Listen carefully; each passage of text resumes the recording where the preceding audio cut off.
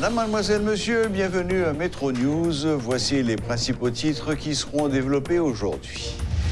Le président AI de la CARICOM, le premier ministre de Sainte-Lucie, Alan Michael Chastanet, presse le gouvernement et l'opposition d'engager le dialogue en vue de trouver une solution à la crise qui sévit en Haïti depuis plusieurs mois. Le dialogue est l'ultime issue à la crise qui touche actuellement le pays, selon la plateforme Religion pour la paix, qui invite les protagonistes à prioriser l'intérêt supérieur de la nation. Une nette reprise des activités a été une nouvelle fois constatée dans les rues de la capitale ce mercredi, 9 semaines après le début de la mobilisation anti-gouvernementale.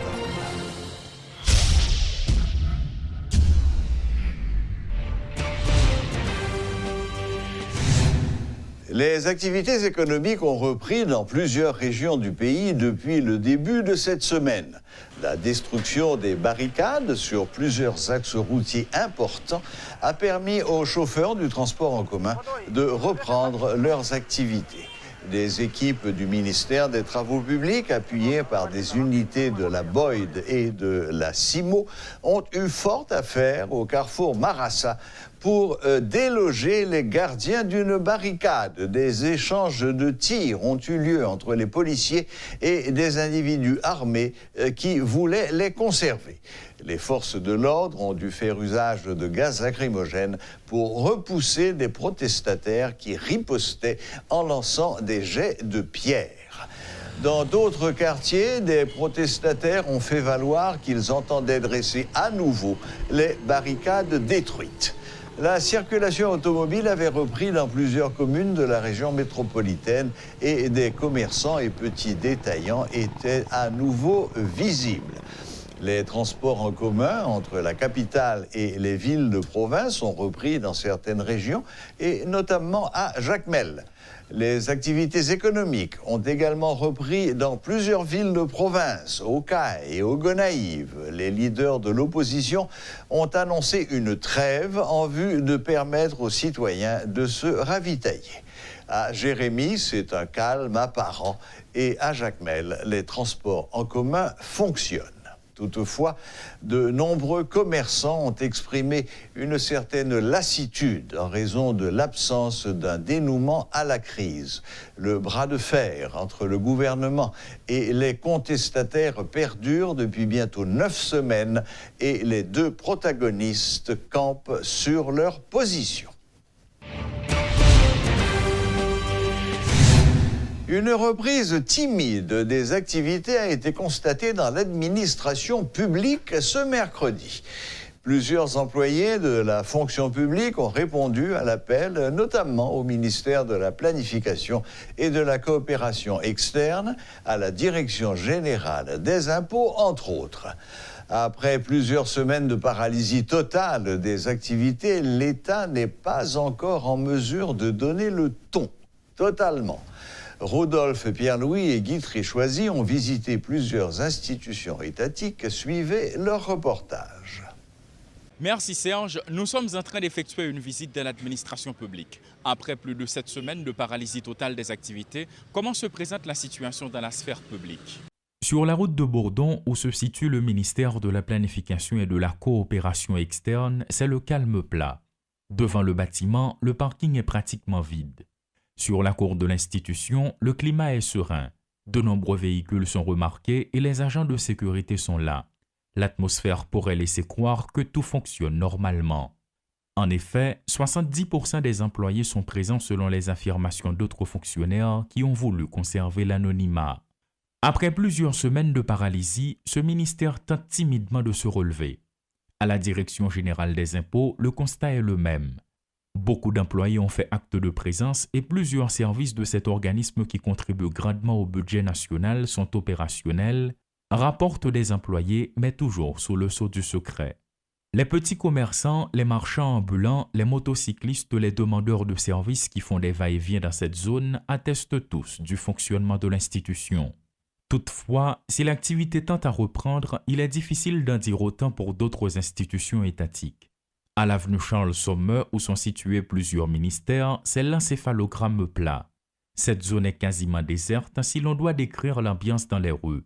Seuls quelques véhicules officiels la fréquentent ainsi que de paisibles citoyens qui tentent de vaquer à leurs occupations.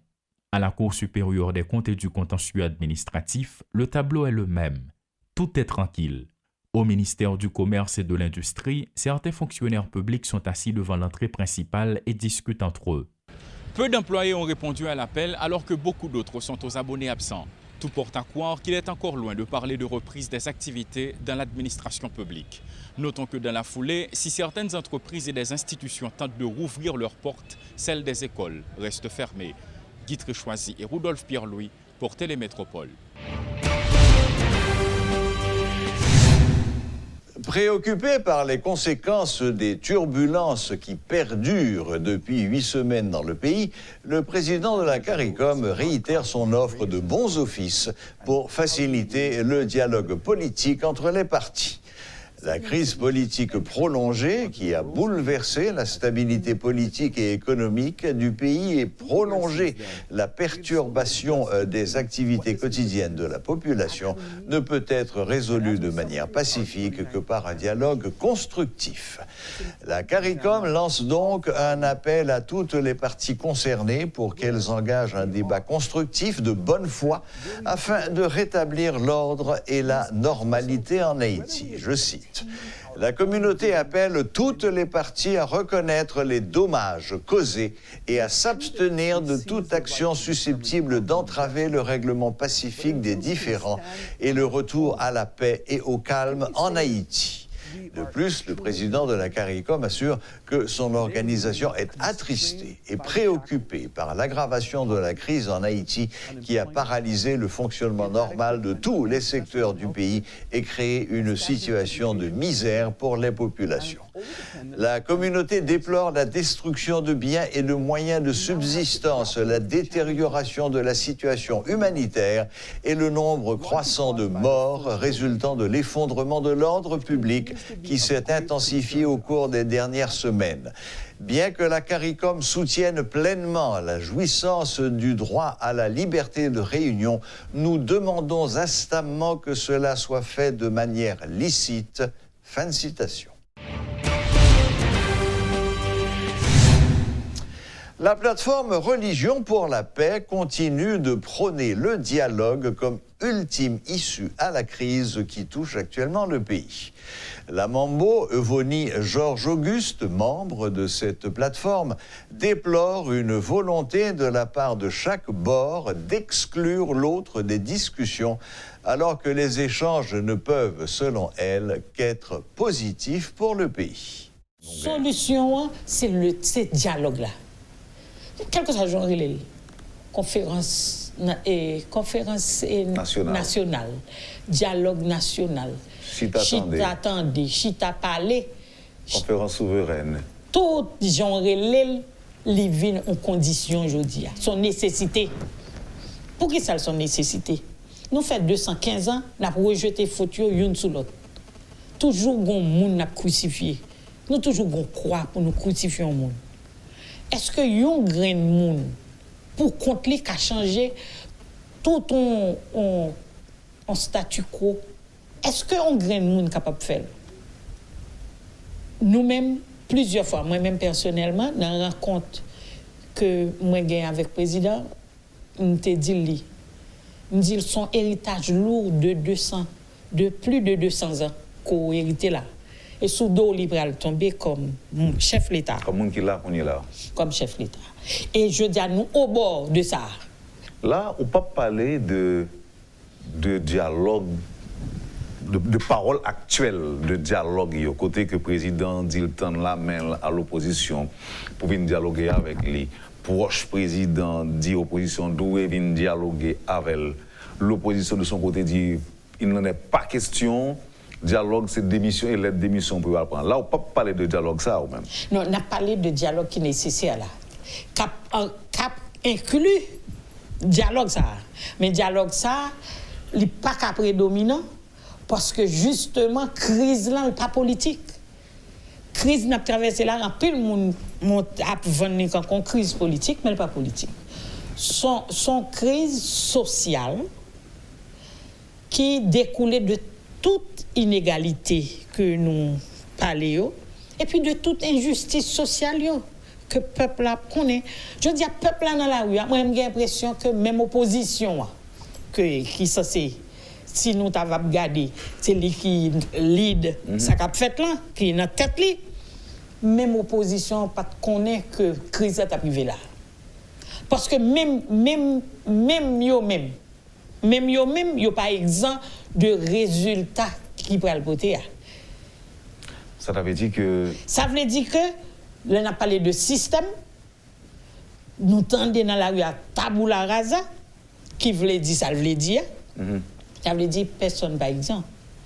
Ça veut tout le monde qui d'une façon ou d'une autre contribuer dans ça ou bien sentence au capitaine. Et sentence ça qui amène nous à des bagages regrettables comme la guerre civile par exemple. Un pays aussi appauvri que Haïti, il n'est pas souhaitable pour nous arriver dans bagages de guerre civile. Si Haïti arrive là, pas bien Haïti encore. Il y a tout pas d'accord pour te dialoguer et avec le président. C'est pas quoi nous pas quoi dans dialogue là, mais dialogue là possible, tout le monde conscient que le nécessaire. Faut faire la guerre contre l'exclusion. Faut faire la guerre contre série de mais pas la guerre civile là. Non, c'est guerre que côté n'a chita autour d'une table pour nous mettre les idées à terre. Et puis de toute idée a bien une qui a servi toute communauté. Voilà, la boucle est bouclée. Merci de nous rester fidèles et à la prochaine, même heure, même chaîne. N'oubliez pas que vous pouvez suivre Métro News en différé sur notre chaîne YouTube à l'adresse Métropole Télé.